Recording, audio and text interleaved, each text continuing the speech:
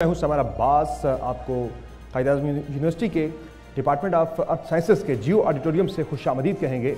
आज का हमारा मौजू बहुत ख़ास है और ये बहुत अहम भी है, क्योंकि अगर इस मसले पर तवज्जो दी जाती है तो इससे पाकिस्तान की तरक्की और खुशहाली जुड़ी है, और अगर खुदा न खास्ता तवज्जो नहीं दी जाती, जो इस वक्त हम देख रहे हैं पाकिस्तान के अंदर, तो ये पाकिस्तान के लिए बहुत ज़्यादा बड़े मसाइल की वजह बन सकता है और वजह बन चुका है ऑलरेडी।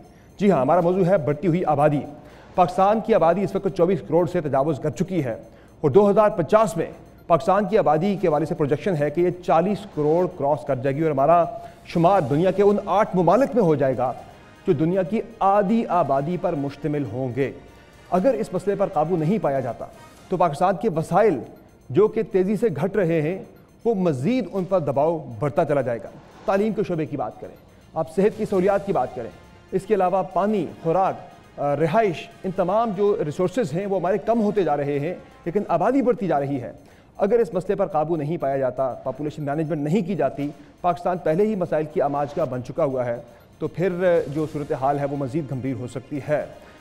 इन मसाइल पर तवज्जो क्यों नहीं दी जाती, हमारी हुकूमतें क्यों तवज्जो नहीं देती, और चैलेंजेस क्या हैं, क्यों हम पॉपुलेशन मैनेजमेंट के हवाले से इफेक्टिव पॉलिसीज़ रन नहीं कर पा रहे, इस पर काबू पाने में कामयाबी हमें हासिल नहीं हो पा रही।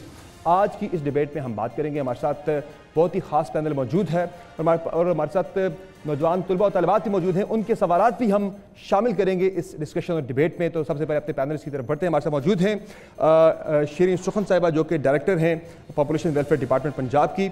मैडम, बहुत शुक्रिया आपने हमें ज्वाइन किया इस डिबेट में। हमारे साथ मौजूद हैं डॉक्टर यास्मीन काजी, जो कि family planning and reproductive health expert हैं। मैडम, बहुत शुक्रिया हमें ज्वाइन करने के लिए। हमारे साथ मौजूद हैं मुफ्ती मोहम्मद अली कुरैशी साहब, मजहबी स्कॉलर हैं, और बहुत ज़रूरी है कि मजहबी पर्सपेक्टिव से इस मसले पर बात की जाए, चूँकि बांग्लादेश का बड़ा सक्सेसफुल मॉडल मौजूद है कि जिन्होंने मिंबर और महराब का बहुत ज़्यादा एक इफ़ेक्टिव इस्तेमाल किया था पॉपुलेशन मैनेजमेंट के लिए। और हमारे साथ मौजूद हैं शबाना फयाज साहिबा, जो कि चेयरपर्सन है डिपार्टमेंट ऑफ स्ट्रेटेजिक स्टडीज़ की। बहुत शुक्रिया मैडम, आपने ज्वाइन किया हमें आज की इस डिबेट में। सबसे पहले ज़रा बात कर लेते हैं कि पाकिस्तान में चैलेंजेस क्या हैं। ये जो मसला है पॉपुलेशन मैनेजमेंट का, इस हवाले से अवेयरनेस नहीं है हमारी गवर्नमेंट्स के अंदर, हमारे पॉलिसी मेकर्स के अंदर। क्यों हम इस मसले पर काबू नहीं पा रहे? सोच का मसला है, विजन का मसला है, या फिर लैक ऑफ विल है? मैडम, सबसे पहले आपकी तरफ आते हैं। आप पंजाब गवर्नमेंट के डिपार्टमेंट ऑफ वेलफेयर, जो पॉपुलेशन वेलफेयर, आप उसमें सर्व भी कर रही हैं। क्या वजह है कि क्यों हम इस मसले पर काबू नहीं पाने में कामयाबी हासिल कर पा रहे? विल का मसला है, अवेयरनेस का मसला है, या जो है यानी कि सोच ही नहीं है कि भाई हमने इस मसले को हल करना है? बिल्कुल इससे बिल्कुल गाफिल बैठे हुए भाई कि कितना बड़ा मसला, एक टिकिंग टाइम बॉम्ब है, हम क्यों गाफिल हैं इससे?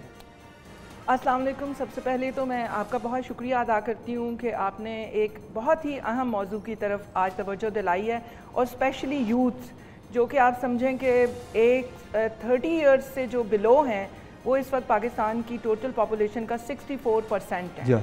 34, तो इस 30 से नीचे। अब आप समझ लें कि इन्हीं बच्चों ने शादियां करनी हैं, इन्होंने ही कल को फैमिलीज़ को रेज़ करना है। तो अब ये जो हम समझते हैं कि 23 से 30 साल तक ये होगा कि हमारी पॉपुलेशन डबल हो जाएगी, तो इसलिए यूथ के साथ हमें कम्युनिकेट करना बहुत इम्पॉर्टेंट है।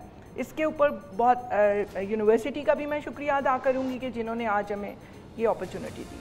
अब आते हैं आबादी की तरफ। देखें, अब बढ़ती हुई आबादी जो है, बेशुमार लोग इस पे बात करते हैं। जैसे मैं अगर गवर्नमेंट को रिप्रेजेंट करती हूँ तो अक्सर जब मेरी लोगों से बातचीत होती है तो लोग मुझे पूछते हैं कि आपके डिपार्टमेंट ने आज तक क्या किया है। मतलब ये है कि कोई बंदा इसको खुद से ओन करने को तैयार नहीं है। मसला ओनरशिप का है।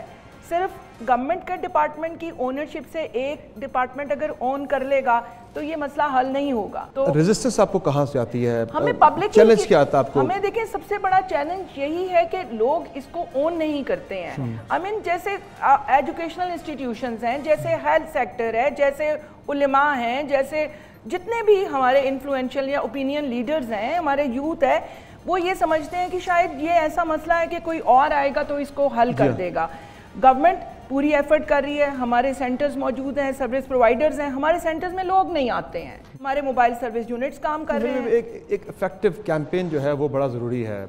जिस तरह मैंने बात की बांग्लादेश की, वहाँ पे 1970 में جو پاپولیشن کا گروتھ ریٹ تھا وہ 6.3% پہ تھا، آج وہ 1.5 سے بھی نیچے لے آئے ہیں۔ انہوں نے ایک بڑی افیکٹو کیمپین انہوں نے رن کی، انہوں نے ممبر و محراب کا استعمال کیا، انہوں نے ٹیچرز کا، انہوں نے خواتین کی تعلیم کا معیار انہوں نے بلند کیا، خواتین کو انگیج کیا جاب کے اندر کہ ایک جو پڑھی لکھی عورت ہے جو وہ ایک انفارم ڈیسیژن لے گی۔ بالکل ایسا ہی ہے۔ تو یہ پوری اس میں پوری کیمپین ہے ایک کمپریہنسو جو کہ رن کرنے کی ضرورت ہے۔ جی اس وقت تھوڑا سا میں آپ کو بتاتی چلوں، جو اس وقت گورنمنٹ نے جو ابھی ہماری پنجاب گورنمنٹ کی 2017 کی پالیسی ہے، اس میں پروگرام ہی ہمارا یہ ہے کہ ہم اس میں سوشل اینڈ بیہیویئر چینج لانے کی طرف سب سے زیادہ ہمارا فوکس ہے، communication, awareness, women empowerment, religious sector کو ساتھ لے کے چلنا، پوری کمیونٹی کو ساتھ لے کے چلنا، پارٹنرشپس ڈیولپ کرنا، اس کے اوپر بہت زیادہ کام ہو رہا ہے اس وقت۔ ڈاکٹر یاسمین، کیا چیلنجز درپیش آتے ہیں جب اس مسئلے پر بات کی جاتی ہے، لوگوں کو سمجھایا جاتا ہے، تو یہ کیوں لوگ سمجھنے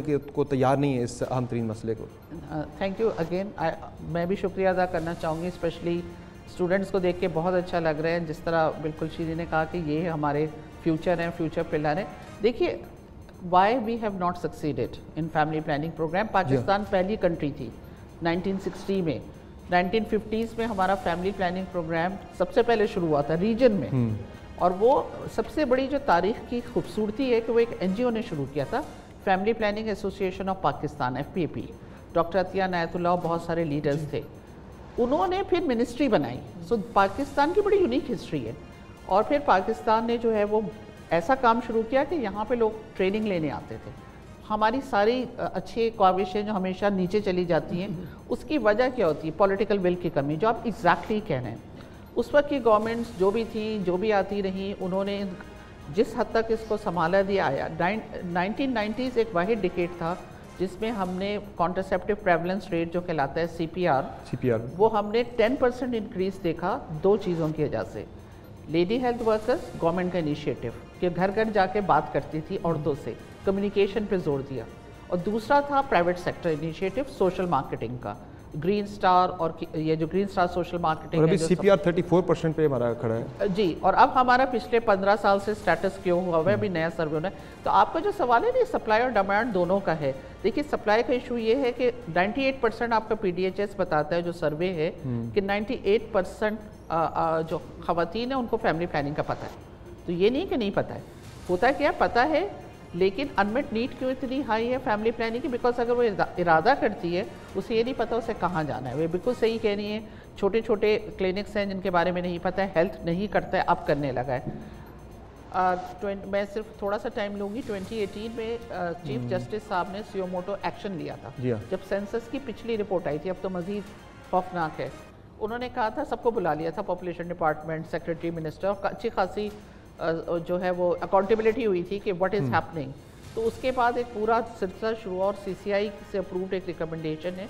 تو جو میں آپ سے یہ کہنا چاہوں گی کہ اگر ہماری پالیسیز آ بھی جاتی ہیں، ہمارے یہاں بہت بڑا ایشو اکاؤنٹیبلٹی کا ہے۔ جی ہاں، نوبڈی آسک بنگلہ دیش کیوں کامیاب ہوا؟ ان کے پرائم منسٹر نے پہلی جو ان کی کہتے ہیں ہماری آزادی کے بعد، انہوں نے کہا کہ میں اپنے سارے ایکسپرٹس کے ساتھ وہاں بیٹھتی ہوں، ہر 2 مہینے پہ سب کو بلا کے کہتے تھے کہ یہ ہم غریب ملک ہیں، ہم ویسٹ پاکستان سے الگ ہوئے، ہم یہ آبادی نہیں افورڈ کر سکتے۔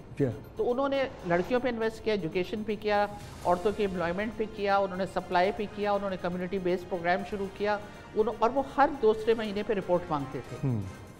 چیزیں ہو جاتی ہیں۔